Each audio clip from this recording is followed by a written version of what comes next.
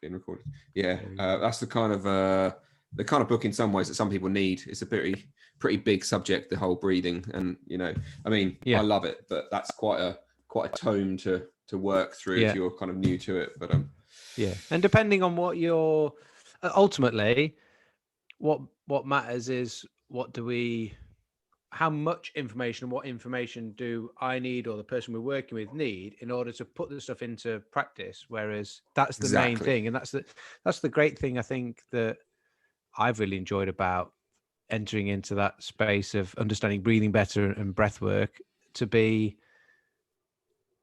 even now as I'm doing this, like I'm breathing and thinking about it, even though I'm still trying to think about what's coming out of my mouth next and then forgetting what I'm about to say. But you know what I mean? It's happening anyway. Yeah. I did find for myself though that like until I had done the advanced instructor training with Patrick at the Oxford Advantage, that I didn't, and that's just knowing what I'm like, my sort of scientific brain background from like engineering, yada yada yada. That if I understand it to a certain level, I can then put it in place. Whereas I think I was just lacking a few little. But they're making it as, and then I don't know. I see our job of trying to then, well, you got to do your own thing, right? But but at the same time, we've got to try and present the information in the easiest way people are going to be able to engage in it. And then that's the thing, that comes down to everyone learns in different ways. You know what I mean? Being able to take what information we have and try and deliver it in 5 different ways so that 5 different people can perhaps get a small kernel of information from something. But yeah. Well, I reckon, I mean, we're chatting, but I'm going to just, we'll pull it back for a moment and just welcome you. So hi. Yeah. Thanks for coming and joining me for Move, Breathe, Live with you, Jacko, and me, Wibbs. So in case we obviously have seen each other on Instagram and stuff a little bit, but I'm a yoga teacher and a moving and a breath work guy and a nurse and all sorts. And basically I've been following you for, I don't know, for a few years, because is when I was following you from your calisthenics work as cool. Yeah. So I was you came down to Ipswich at one point, and I was trying to get there. I was well excited when you were coming down and it sold out and I couldn't get in. But yeah, so in at the barn, Suffolk. Yeah. So I was kind of. There's a funny story there. It was it was just funny story. It was just after Christmas. I think I was doing it with Seth, and I think you were. Yeah. Normally people come to the workshops. They're like, they know who you are because they've seen or they've whatever. Anyway, there's a couple of people that literally like. Now my mum bought me this for my birthday. My mum bought me this as a Christmas present. It's like I've got no idea what I'm doing. who the hell are you trying to teach me how to do a handstand? I was like, I don't know. I'm no one. I'm just no one. Amazing. Yeah, man. So I've kind of been following you for a while, and like I can't remember what it was now, but it was just after you did your training, I think, and you stuck up that you just done your Oxford Advantage training and had the certificate up, and I was like, I've done mine too. And then like you've obviously been let's be friends.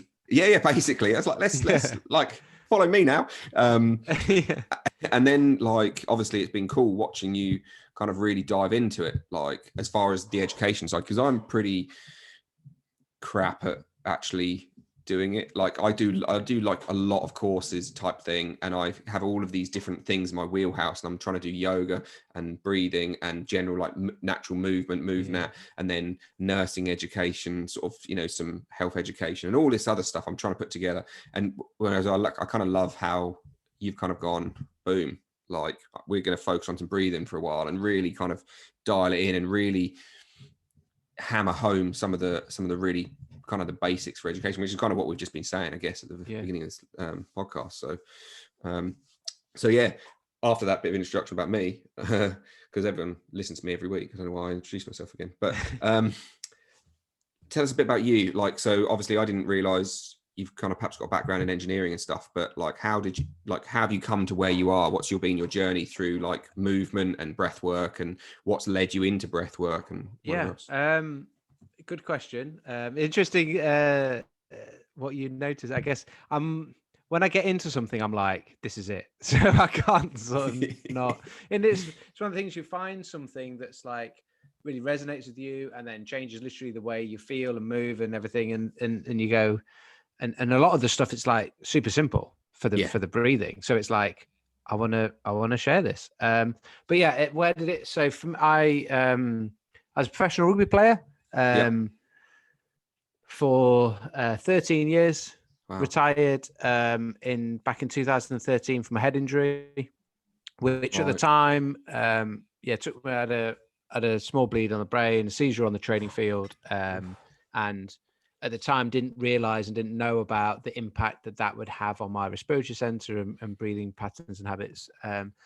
But it took me a year to be able to run without having headaches and sort of the reoccurring issues around my symptoms from a head injury. But was able to get back into doing normal stuff, and then getting back into, I always like loved training. The gym aspect of rugby was something that I really enjoyed, and got into calisthenics when there was no sort of rugby game to sort of work towards. It was like, let's try and do a human flag or a muscle up, whatever. It was like they became the new little goals.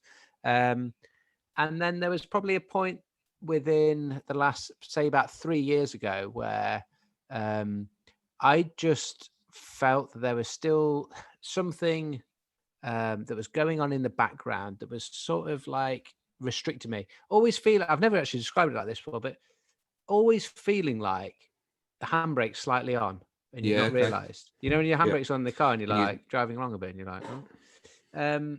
And some of that would be issues, issues around my neck, but my head injury was, there was partly like a whiplashing effect. So I had some issues with my neck and things, but tension and whatnot around necks, and then issues around the shoulders, a number of rugby injuries as well. But there were still certain things that would like, no matter what sort of mobility drill I do or stretch I do, whatever it is, like I just felt like there was something underlying in the background going on. And so I started just pushing into that a little bit. And breathing was one of those that ticked a number of boxes, like doing it all the time. It's going on in the background. And if you're doing it a little bit wrong, the idea of the number of repetitions that you do of it every day, well, that's going to have an effect. So we had Richie Norton on our podcast, a strength temple, and he went to one of his workshops, got on really well with him on the podcast, went to one of his workshops. He did a bit of stuff in breath on that, but I was like, mate, I want to like, have you got any books or reads? Or like, what should I read? And he goes, The Oxygen Advantage. It's a game changer. And I always say, when someone that you sort of respect and says like something's a game changer, like, and I'm not even very good at reading, right? So when I said engineering, I was bad at English at the school. I've weirdly started reading loads more books now. I'm currently a side note, trying to read 3 books at once doesn't really work that well. But I'm currently doing that, and then I've just bought. No, I was reading 2 books, and someone bought me a book for my birthday. And so I started reading that and really enjoying it. And then I've also just bought, I've got 4 books now on the go. But depending on what I'm feeling, it's like, I don't want to read that now. Anyway, read The Oxygen Advantage, fastest book I've ever read by far, and just couldn't stop shouting at people to start breathing through their nose. And I did my my Bolt score. Would your listeners, would you have covered that? Yeah, they should have an idea. Well, this is going to come out after speaking to Patrick anyway, so cool. They should have a bit of an idea. Just the test of your carbon dioxide tolerance or sensitivity. So basically how long you can hold your breath for without trying, with no willpower. And we're supposed to be getting 25 seconds and above to be functional, good breathing. And I was struggling to get to 10 seconds. Wow. And I'm thinking, I used to be such a fit rugby player. Like my fitness, like I wasn't a big, I was a little fast guy. Like fitness was my thing. I won all the fitness tests. Like that was what I sort of prided myself on. And I was like, my breathing can't be this bad. Like and this then dials me back to like my head injury and what I've started learning from how concussions and head injuries affect the respiratory center, affect oxygen supply and blood supply to the brain. I don't know if you'd Dr. Cobb from Z Health Performance. He's a fantastic guy. He's actually brought out a full program resource that covers rehabilitation from a brain-based perspective, and respiratory is a huge part of that. again, we had him on our podcast. He's been a great guy to connect with and learn a lot from. Yeah, sort of. I guess I started doing my breath holds and then like trying to get and trying to improve my bolt score and sort of muddled my way up and spoke to we had Patrick on our podcast and I was like, I sound like this a bit of a I'm going to share myself on my podcast and then this go, but just it's right. But like, it's easy the way podcasting works, right? We read a book. Was like, I like this guy. I like his book. I want to talk to reach out to him on Instagram. Maybe he'll reply. And it's like when they do, it's like amazing. That's exactly how I feel. So yeah, speaking to Patrick, I was like, literally just finished reading the book and then he's talking to him. And I was like, this is amazing. And yeah, sort of badgered him a little bit to try and get a bit more help because I was like getting a bit stuck where a lot of people do, you know. You get a little bit of improvement to start with, then you just hit a bit of a plateau, and then it's like trying to get above 20 seconds. It felt like that was never going to happen. And then that was when I was like, right, I'm obviously not doing this exactly as you're supposed to. Mm-hmm. Let's do the training. So I did the advanced instructor training, and as you said, the rest is sort of history. I've become probably overly passionate about trying to help people breathe better. Yeah. I mean, I'm kind of, I've kind of been into obviously breathing for a fair while because I did my yoga training like 8 years ago and there was a lot of breath work stuff involved with that. And my teacher was pretty, he was this tiny little Indian dude who was like the sweetest, loveliest man in the world. And so a lot of, he wasn't into the physical side of yoga really at all. He just liked kind of sitting and meditating and doing pranayama and stuff. So I spent a lot of time kind of working with breath stuff. And then I think, so I was always doing a lot of work and I'd always include a lot of it in my classes, in my sessions with like clients. And then I heard Patrick on a podcast about 5 or 6 years ago. I think it was like 2015. I think I heard him. And like, he was just suddenly breaking it down into that, like into physiology. It's like my nursing head suddenly was then like, oh, I get this. Like this kind of makes sense of like what the yoga people are saying. And then it's like brilliant. And then, I've kind of basically been like hooked on it the same. It's just, you suddenly realize how everything is screwed without being able to breathe. Like, all of the functional movement as such and, back pains and pelvic floor like dysfunctions and everything. And you kind of go, you're as what's his name? Catlin, whatever his name is, I've forgotten his first name. The guy who wrote Shut Your Mouth and Save Your Life. Apparently the native Indians used to call us, or used to call the white people or the civilized black holes because they would just walk around with their mouths open like a black hole. And you kind of, it's crazy. Just once you see it, you just can't stop seeing it. It's one of those things where you notice it. Like if you haven't seen a certain type of car for ages, and then you go like, oh, I haven't seen a Ford Mondeo for been ages, and then you just constantly sort of see it. It's like the same thing every time you're sort of out running or something. You just the noise people make when they breathe now is like you become a little bit. You're just aware of it, and then whether they're nose breathing or mouth breathing in it. It is fascinating, and I used to be that person that if you asked me, how do you breathe, Jacko, through your nose or through your mouth, I'd have gone, I don't know, let me think about it. Let me go for a run and figure it out. See what happens. And and I think that, and then so what was interesting for me was at the start, I was when I was delving into this, I was doing that, or the other way around. Looking at it now, I look at it understanding that there was also this incident in 2013 of a head injury that had an impact, and that was actually a series of probably like, let's say, my 10th or more serious head injury. It was just like the worst one that made me have to retire. And so look at it a bit of a different light now compared to how I looked at it when I was starting out. But as you say, it can. The thing with the breath that literally every time you like read another book or research paper or something, you're like finding out like new stuff or whatever it is, or you depending on who you're following on social media things, we're finding out new things or engaging in new information, but understanding that our our breath is one of the things that we can take control of, or it can be automatic. Yeah.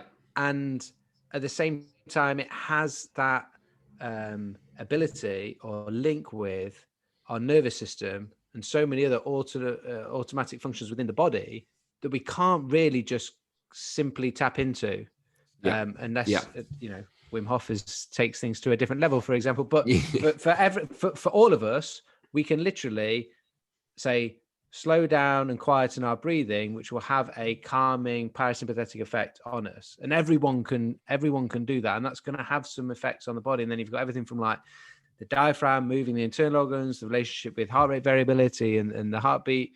Whereas aroreceptors and chemoreceptors, and if we said like, right, I want you to try and slow your heartbeat down, someone might find it difficult to do that. Interestingly, you would probably intuitively slow your breathing down. Yes, that's what I found interesting about engaging in some of the cold water immersion is whether you're instructed to or not, or tell someone to or not.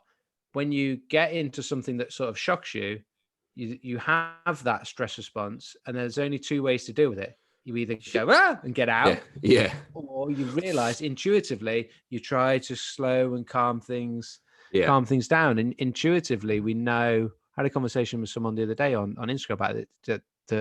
It was the one that I call it turtle power, where you wrap your front lip over here to try and just keep the nose open a little bit. And he commented, I didn't realize this, but I instinctively do this when my nose is struggling to keep up with the pace of running.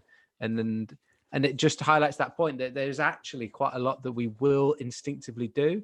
But a lot of the time are things in our days and things in the way that we live now. And this wouldn't be just my opinion, just in terms of like stress and whatnot of just life and work and all these things, like humidity of a postures, we do nice freaking, your room never gets out, your house is always warm, and you never get a chance to different temperatures through your nose, and this changes how we're breathing changes how we're interacting with our body, with our mind, our emotions, all these things, and environment, and then it sort of can spiral a bit. But I think, as I said before, the thing that I really like about it, and I think everyone can be encouraged by, is it's actually then becomes quite simple to on the basic level to try and control things. Breathe through your nose, try and slow it down. And this is they're two really simple things to start with. Simple to say, yes. It's difficult to do when someone goes,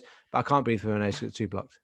Yeah, or I'm too stressed, and every time I try, I basically just freak out, and then I have to sort of start mouth breathing. But as you say, it's kind of that thing of a lot of people, and I'm from my medical background, so I would use breathing as a nurse in A&E when people come in, and I would just be sitting there, needle phobic patients, and I'd just be sitting there, and I'd be getting them, just getting them to sit back in the chair and just close their eyes and breathe and just slow it down. And all of a sudden you just get this shift, and they just suddenly, you can see them relax, and stick a needle in there as quick as you can. But it's almost like people don't believe that something so simple could be so powerful.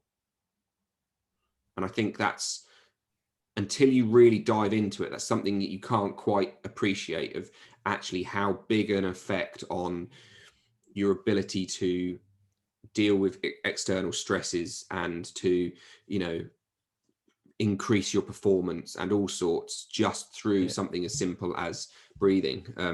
And I'm sure one of the things I want to get onto at some point is kind of chatting some performance and stuff. And I know that you kind of do a bunch with some current rugby players, I think, don't you? And you're kind of helping some of those. I try to do some with the Ipswich Town Football Club as well. I work up there. Cool. So I try to get some of the young lads to get into the breathing there. But again, it's, you run into a brick wall of, it's not as sexy as doing gym work, or this is how we present that. I think there's that a lot of the time people, we all have misconceptions or preconceptions about certain things. And if you'd have asked, interestingly, about 7 years ago, I was seeing a therapist, manual therapist, like massage, about shoulder. And one of the things that they started to go into was my diaphragm, going, oh, crikey, your diaphragm's all a mess, like, and I was like, no. Like, I'm not bothered. Sort my shoulder out. And it was like, no, it might be linked to, but I was like, sort my shoulder, and I was like too narrow-minded to understand that at that point. But something I've definitely noted, and if you'd have, depending on how you'd have presented the information to me when I was playing rugby, or to what I know what it's like to be in that rugby environment, that you might get absolutely nothing back from the lads and the players, or depending on how you have presented it, you're going to get massive buy-in from them. And I think that's probably one of the challenges. It's like I would have the same with meditation. I've never, until I started doing like a breathing practice to try and improve my bolt score, which was going to make me better at running. Yeah. It's like, that was the only time whereas just meditating, because we know it's something that's going to be good for us, I found it very difficult to engage in that. I mean, this is one of the interesting things I find. So from my yogic perspective, and I was chatting with this, I think it was with Patrick in all fairness, but, in yoga, so meditation is literally like the last step near enough the last step on the ladder. So you kind of end up doing like what's called your yamas and niyamas, which is like how you live your life, like the ethics, if you like. And that's the first bit you're supposed to dial down. Then it's the movement to the asana. Then it's the pranayama, the breath. And then you move into meditation after that. So it kind of, to me, it makes total sense that actually you doing some breath work suddenly then makes you have an ability to begin to then, every single one is like a preparation for the next step. So it kind of makes sense that, sitting down to meditate is fucking hard work. And then actually once you start breathing and you down regulate, you can then suddenly go, oh, fuck me, actually, I can begin to sit easier. Well, in the sporting world, if we can present something to you that's got some research to back it up, exactly, it's going to help improve your recovery, it's easy to implement and do, then I can't. Then people start getting on board with those things. And if it's like we've got there's some great research out there on like repeat sprintability in rugby sport. But that was in rugby. It could be in any sport. So football would be exactly the same. And going, well, just understanding the science of like when you are trying to create that anaerobic effect, like when you're doing some of these runs on a breath hold, the difference we get in drops in SpO2 and then the subsequent like improvements people get over it. I can't remember the name of the study it was, but it was over 4 weeks. Warren's, it was like Warren's, whatever his name was, it Xavier Warren's or something. Yeah, sixfold better. Like not like twice as good, sixfold better. The group that were doing their 40-meter sprints with the breath hold compared to a non-breath hold group. And so, there's a lot out there from the performance side of things. It's probably like, you said at the beginning how you're like, you got breathwork, you got yoga, you got your nurse. You got all this different stuff. Even when I look at breathing, there's breathing like over here, like for performance, and there's over here for like functional stuff and like recovery, like mental. Then so even just that one area can be a bit of a minefield. It can, for sure. And it's probably better to be like laser. I don't know. Someone might go, you should focus on like one thing, but I don't know. I like variety. I like variety too, yeah. And also, I think you can't help but actually, if you were just like, right, we're just going to be performance. Like, how many of those guys who are then you were just trying to give them breathwork performance, you suddenly realize, like, actually, I need to dig into the functional. They'll need the other bits as well. So you can't, and because you know it, you can't like not give it them in a way. What I found really interesting actually with some of the rugby players has been a shift from when I played to now. Like there is a desire for the sort of like holistic approach, not just only what's going to make me better on the field. Like guys do want to like improve their sleep, for their breathing, how stressed they feel or whether they feel anxious, and not just around games, just in general. And it's probably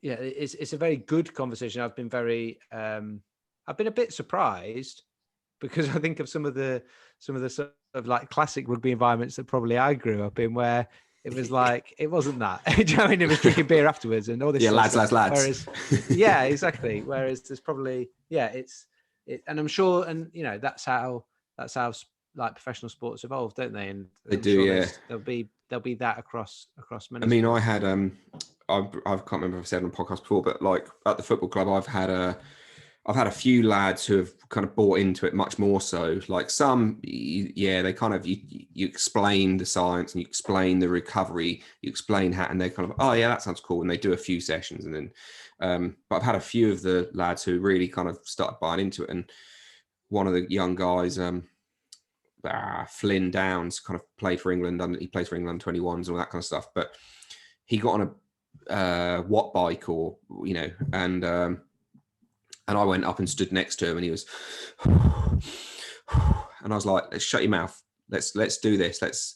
And I kind of went through it all with him, and his output went from like 120 reps or whatever it's called a minute down to like 80.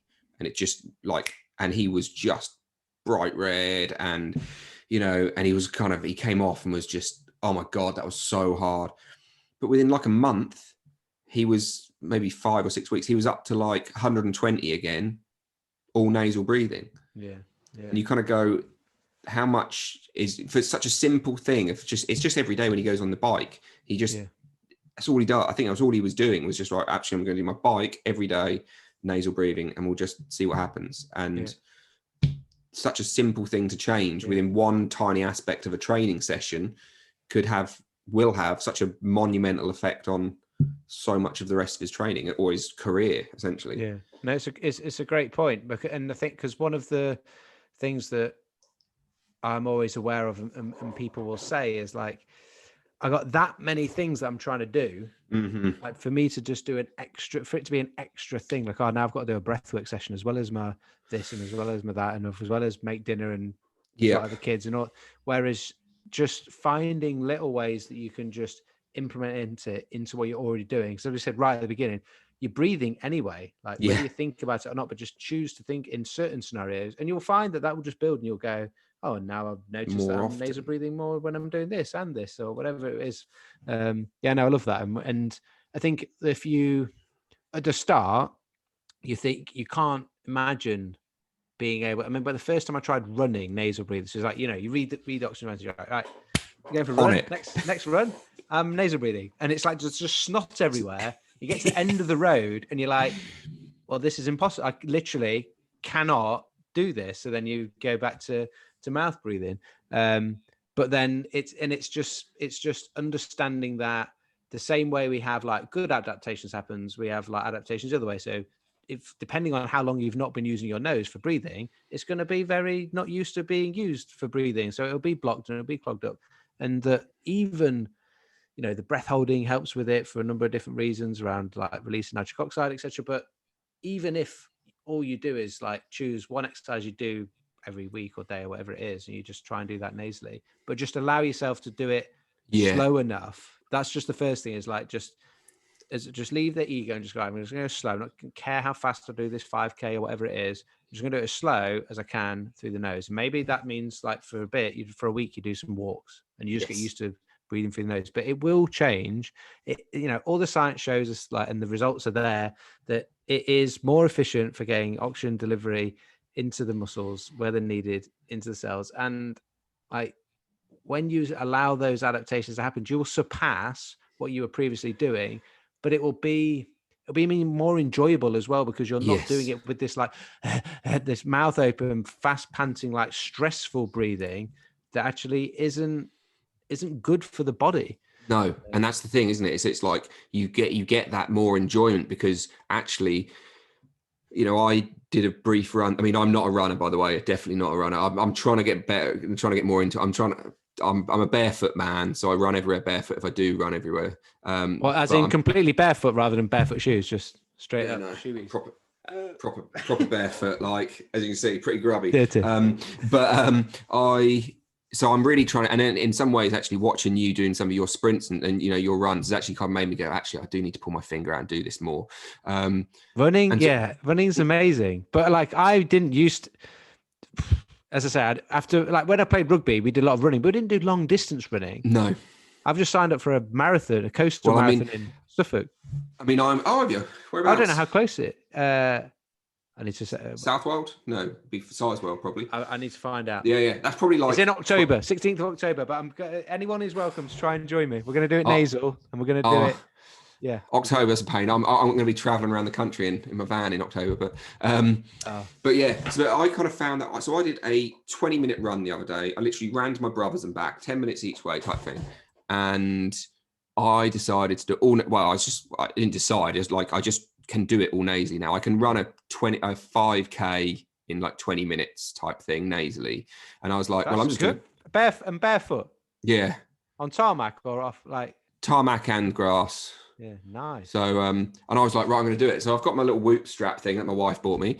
And I was like, I'll see what happens afterwards. And I was basically pushing 85% of my max heart rate, like just nasal breathing. And I don't run. And this is one of the things which I try and get across to people is I don't run. I don't train that at all. I don't train, but I walk my dogs a lot and I do a lot of breath holds on my dog walks. Yeah. And so the only thing I can really say is that something as simple as walking and holding my breath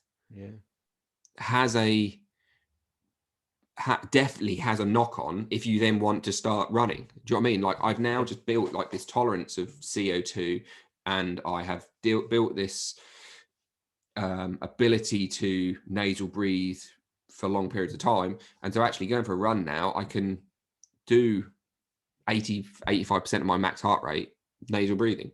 And so really, like, as you said, it's taking that one part of your day where you can think, I know I've got to go and walk the dog at this time of day or do whatever. And actually, I'm just going to stick some breath holds in. I've got to be out walking. I've got to be out breathing. I might as well just put the two together. Exactly. So yeah, I just found it really interesting, a bit like what you had said about just little bits and pieces, and then you suddenly can do a marathon nasal breathing, and yeah, it's pretty cool stuff, really. So in and around this stuff, like I'll kind of want to. I mean, have you noticed? So in case any of you don't know, like as I said at the beginning, like I kind of came across Jacko because he's got a business company, whatever you want to call it, School of Calisthenics, which is well worth checking out. Like I'm a member, and I'm trying to learn human flag, but slightly dodgy shoulders holding me back. Hey, we've all got them. Knackered shoulders. But you can, definitely go and check them out. It'll be in the show notes, especially if you want to learn to do cool stuff with your body, which is what I like to do at the end of the day. I'm not a weights person. I just like throwing my own body weight around. But do you find that like now you've kind of incorporated this breath work, has it changed your calisthenics practice at all? Because obviously you said about like your shoulder and like your diaphragmatic and stuff like that. Yes. So in respect of like thinking about if we're breathing poorly and we're breathing, say, let's go like just break it down, sort of simply going upper chest breathing rather than sort of like diaphragmatic breathing. The effect that has on rib cage positioning and how well your ribs are articulating, and then your diaphragm's not working. That's then has an effect on like shoulder scapular positioning because the scapula sit onto the rib cage, and then you're going to have an effect on the hips, particularly on psoas, relationship with the diaphragm where it attaches onto the lumbar spine. So everything I was doing around like hip mobility was starting to like see changes when I started to improve the breathing. Nice. And then in terms of like shoulder stability because of positioning and shoulder range of motion, because of that like improvement in rib articulation and whatnot. The thing I would say for me, definitely for people listening, is there's one of the things about breathing is like we can, you talk about getting buy-in from people. Mm-hmm. We can do certain things with you where you're going to feel it straight away. We slow down your breathing, we extend your exhales, you notice more saliva in your mouth. Like you've noticed that change, you've created that shift, you feel a bit calmer. Okay, that can be sort of instant. We can do if we do a breath hold that's challenging over 30 seconds, we can get a contraction of the spleen to release more blood cells. Mm-hmm. Like that's something that happens, but you might not necessarily feel it, but that you'll feel the benefits of that straight afterwards. But changing your habits, depending on how long that's been going on, takes like a long time. And I'm still work on it like now. So you go through, I found myself and some of the people that are doing some of the workshops and courses and those that I'm working with, like you make a change and then you're like, so you go like, oh, I need to start breathing through my nose. So you do that. And then you're like, oh, I need to be diaphragmatic breathing. But it says that if I breathe through my nose, then that helps to activate the diaphragm. So then your nasal breathing, but I was still nasal breathing like this, like, Yeah. So like I was nasal breathing, but I still wasn't using my diaphragm, and my ribs were still not moving because I wasn't actually practicing those good biomechanics. So these to change these habits takes time. Then you get good at it sitting down. It's like, but then when you start running or doing a handstand, I remember I felt I was making some quite good progress, and then like I realized every time I do handstands, I'm doing like breath holds, and my breathing was awful. And I'd come down, I'd be like from a handstand, like, but for months, even though I was doing this, that, the other with my breathing and every other time of day or exercise, but when I did a handstand, it didn't go out the window. It didn't even register in my mind. Yeah. I mean, it took a while for me to understand, to figure that out. So I just encourage people that like you go through these phases when you're trying to change those habits, and think of it, it's a movement, like breathing is a movement pattern. Yeah. There's muscles making that happen, diaphragm being that primary one.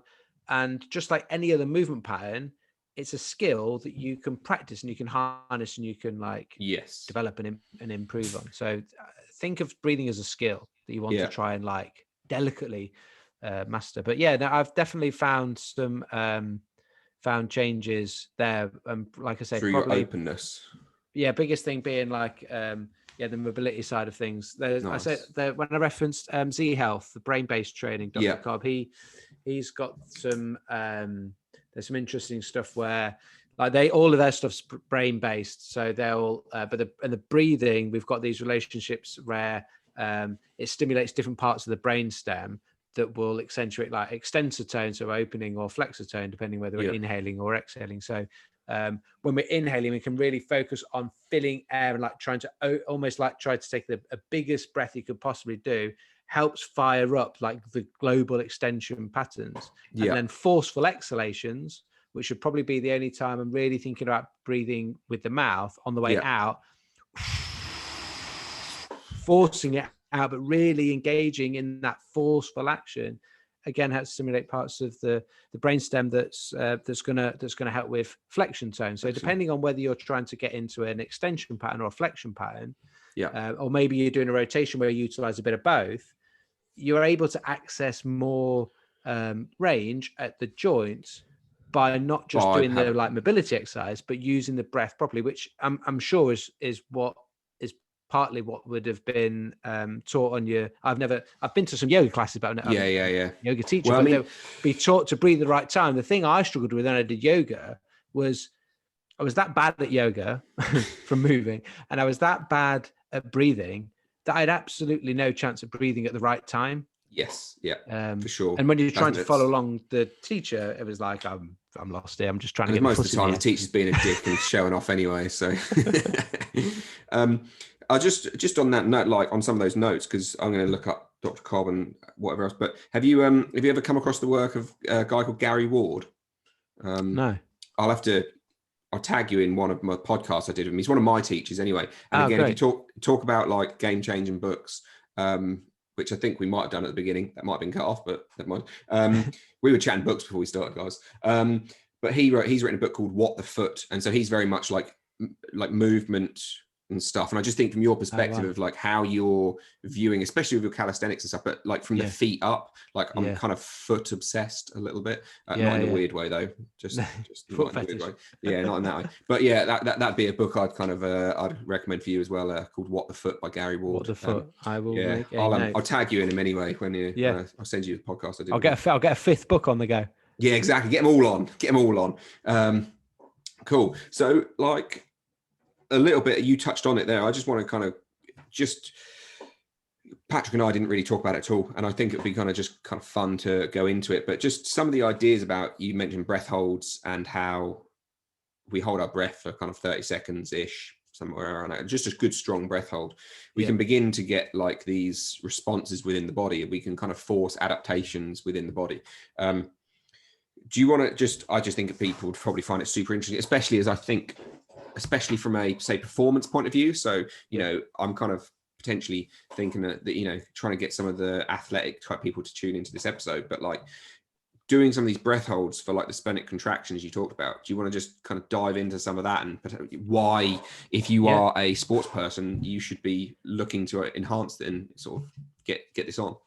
Yeah, no, definitely. And it's been something that it's took me back. I've not really done much within the rugby world for a few years, and then the breath workers brought me back into that community a bit, which has been great to work with some of the pro rugby guys on breath work. And one of the areas, but not solely, but one of the areas when we were talking about performance was the breath holds with the oxygen advantage protocol, which is always after an exhale. And the reason it's after an exhale is to have that we want this low oxygen, so the hypoxic and hypercapnic, so high CO2 affecting, like by breathing, doing a breath hold after the end of an exhale, you're going to get that. So hypoxic just means it's a fancy word for low oxygen, hypercapnic, fancy word for high CO2. We get that quicker when we do it after an exhale. So that's why we do it after an exhale. And then we get these two, we get responses to both of these two things. So the high CO2, it's giving your body the chance to adapt to those higher levels of carbon dioxide, which is good for the biochemistry perspective of improving our oxygen delivery out of the red blood cells into the blood. So you might have touched on that with patch of the Bohr effect. So just that release, that CO2 is not just a waste gas, like we need to have it. The other thing is then getting used to all that carbon dioxide that's around is those high levels of H plus ions, which is our body then has to start to get better at buffering, the same way as when we're getting lactic acid. So we're getting those types of effects from breath holding from the carbon dioxide point of view. From the low oxygen, this is where the body then there's some great research papers on this that show 30 seconds and a maximum of up to 5 breath holds that are challenging. And it won't be like a switch, like at 29, it doesn't happen at 30.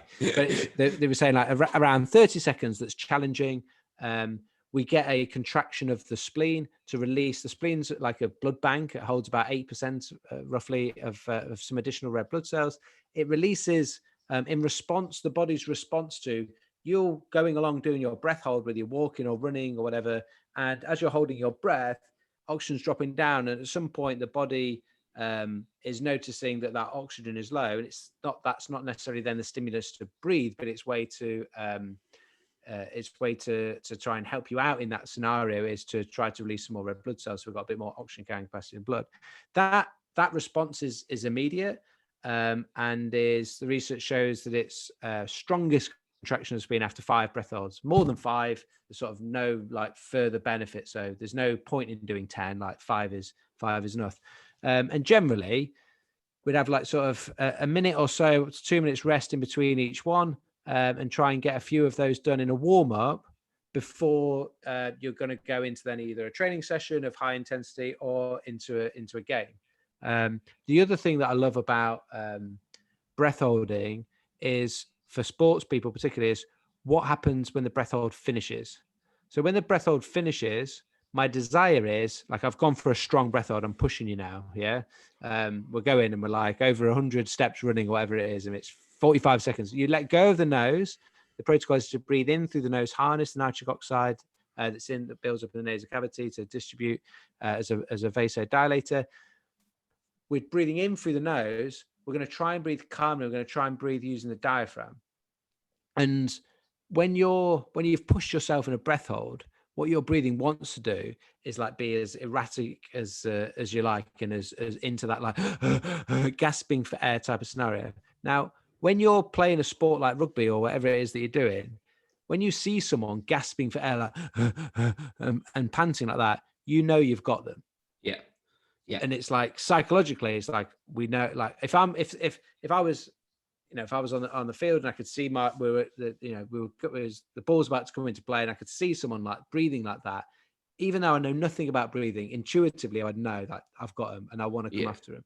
So it helps us when this works on twofold. So psychologically, it helps me work on or the person I'm working with. It helps us work on our breathing patterns from a like body language perspective of trying to like be in control and calm of that. But equally, it's also that fast panting breath isn't as efficient for recovery. So I get to practice good diaphragmatic breathing, larger breaths, but less of them per minute.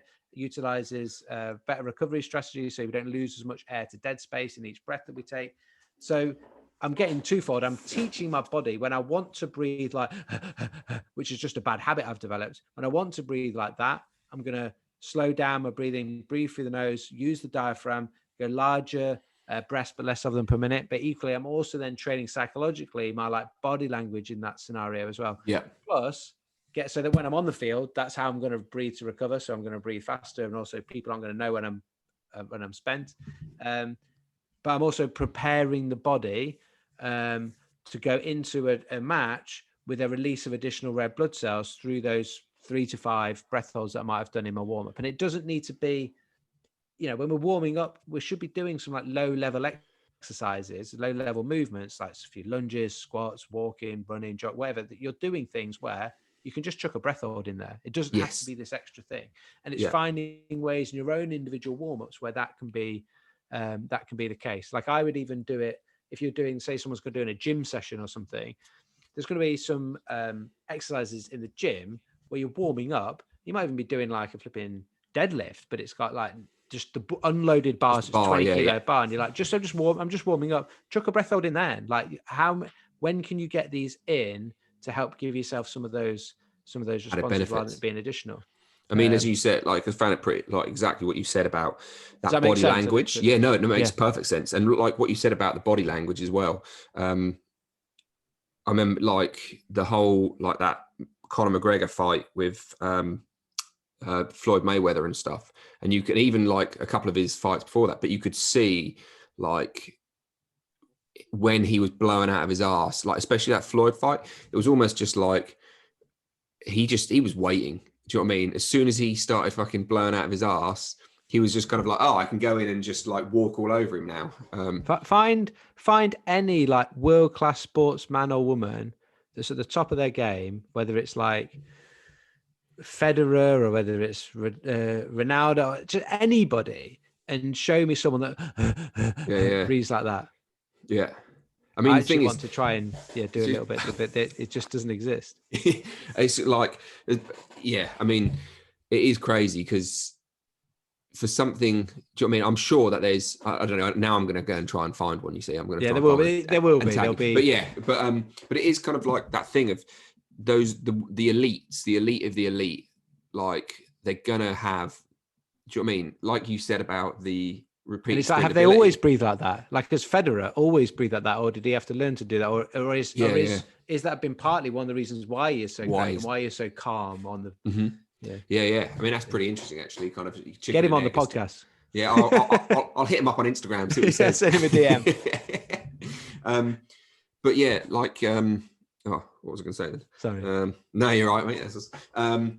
But yeah, I guess going along with that from that splenic contraction, then we kind of like Patrick brings it up in that one as well, which was sort of beside me. But we talk about like getting advantages over our competition and whatever else. But you even from the splenic contraction, we then also, get my words out, have the response from like our kidneys, and we kind of can get that kind of EPO type response as well. And you look at the fact of Tour de France cyclists and whatever else, and they're all doping for. I'm saying they're all doping because I've just listened to a lot of podcasts where basically everyone says, like, even though Lance Armstrong was the one who got caught, everyone's fucking doping. And if he just admitted it, then everyone would have been like, yeah, we're all doping, and he's still better than everyone. But anyway, that's another point. That's a different podcast. Get him on.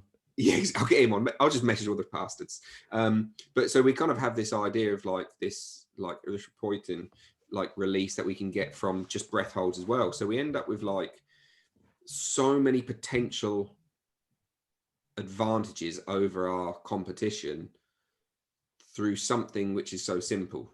And actually, when I read that, I was like, why weren't we doing this when I was playing rugby? Why wasn't someone telling us this? Because some of the stuff, like the ball effects, like 1904 or whatever it is, it's like some of it's not even new like that. It's not necessarily new stuff. It's just been, and that's what Patrick's been doing a great job of doing, is just bringing it to the forefront. And the Oxygen Advantage has done a great job of that in that performance space to go. Yeah. I think that's the crazy thing is for me, having been in the football club and even like I work with the on and off, like a boxer called Fabio Wardley, who's he's the English heavyweight at the moment, champion. But like, again, like you've got these people who are really rising through their ranks and really doing well. And you kind of realize that there's such a simple gain for their performance and their potential future career by something as simple as just shutting your mouth and holding your breath. Do you know what I mean? It's crazy. Yeah, but there'll be, I don't know whether it depends on what I'm sure there'll be at least one listener out there that will be like I was when I first tried. You go, right, let's do one of these. Let's do a breath hold then. So breathe in, breathe out. At the end of the out, exhale, pinch your nose and walk. And it was like, it's like 15 steps or something. And like nearly, I'd never describe myself as that. And I would never describe myself as having like a panic attack or anything like that. But it was like the sense of like suffocation was like strong. And I was like, and you're reading the protocols are going, we should be getting 60 to 100 steps. I'm going like, well, I thought I was going to die at 15. So I'm pretty sure I won't be able to get sucking this shit off now. You know what I mean? And there's, interestingly with the breath holds like that, there's a huge psychological, not just a little, there's a huge psychological element to it, to learn how to, well, what helped me was that understanding of going, it's not, you think, because we just have these misconceptions that it's these sensations of like, I need to take a breath is because oxygen's low. Yeah. But it isn't that oxygen's low, it's just that CO2 is high, and your CO2 is what the respiratory center in the brain is monitoring to dictate when you need to breathe again to let it out.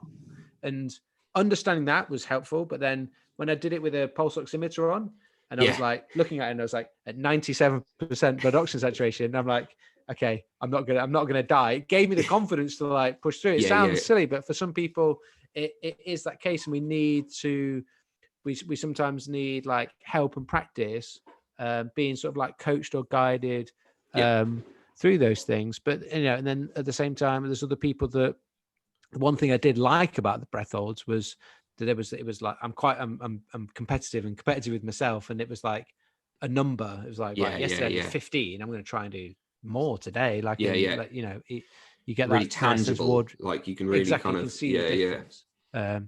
So here's an interesting one. Then I don't know if you've ever felt this. So I started free diving last year. All my breath work and all my yoga's made me like, I've wanted to free dive for years. So anyway, do a lot of like breathwork tables, like free dive tables and stuff. So my breath hold is like on an inhale is like 4 minutes 10, somewhere around that now. Wow. But so do you ever find, so I find this more actually when I'm doing my what's your bolt score then at the moment? If you my bolt score is about 43, 45 seconds, somewhere around which is hard, which is massive. And my CO2, do you ever do the CO2 tolerance test? The breathe, the extended exhale. Yeah. Do you ever practice? So mine's about 85, 90 seconds for that as well. So like like I say, I've been doing a lot of this shit for a while, but I watch some of your bolt bits and your maximum like walking, whatever it's called, maximum breath step test. Yeah. And so one of the things I get is like in the mammalian dive reflex that you get. So basically when you're holding breath, like you can end up like this urge to need to pee. So I don't know if you ever get it, because I think I have like a quite responsive mammalian dive reflex perhaps. And this is what I've kind of been mulling over, because I'll go for a walk and do my maximum step test, whatever it's called, maximum breath hold. And I get to like 40 seconds sometimes, 40 steps, 40, 50 steps. And I've got loads of like you just need to stress. I need to piss so bad. But as soon as I stop and I breathe in, it goes away. And I think it's because apparently like everything shuts down from the peripheries to a certain degree and then moves in. I think mine just is really like instant. So it's all right when I'm free diving because I can piss myself and it's fine. Like in the wetsuit. But when I'm walking around like my front garden, like I don't think the neighbours would appreciate me just coming back. While I'm holding my breath. Peed your pants. Yeah, exactly. No, I've not. Luckily, I've not personally had to deal with that. I'd just be interested. Like, I haven't really come across many other people who have. But it's something I get kind of in myself. Like, just more doing the breath holds at the bottom because I can hold my breath for 4 minutes 10. At the top. Yeah, so it's obviously just that whether it's I'm dropping CO2 or dropping oxygen quickly, or CO2's rising. I don't know. I'm not sure. Do you ever do it with a pulse oximeter on? I do, yeah. Actually, well, I haven't actually done it for ages because of the battery run out. I used to do it all the time with the pulse oximeter on, and I'd go down to like 60, 65 ish. Yeah, which is low. That's it's pretty damn low. It's pretty low. And if you don't know, guys, then don't try to get your sats down to 65 like without someone around who knows what they're doing. I would suggest. Yeah, it isn't a case of needing to go as low. No, like, not at all. For the altitude training effect that we were talking about, it's like mid to low 80s. Yeah, is like 4,000 or 5,000 meters of altitude. So there isn't. But it actually makes it more comfortable and easy to do and build into warm-ups and things, because it's like it's not. Yeah, it's different if like you're trying. I literally say this to people, like, we're not trying to become champion freedivers, unless it's like you actually are trained to be a freediver. Well, I want to be a champion as well, yeah. But we're not trained to. Generally, we're not trained to be freedivers. If it's a sports person, it's like, I want you to be able to like utilize these in your warm-ups. If it's someone just wanting to do it for everyday health, it's like, we're doing the breath hold to improve your carbon dioxide tolerance, so you're less sensitive to it, so you can slow your breathing down, you can have calmer, better breathing. Yeah.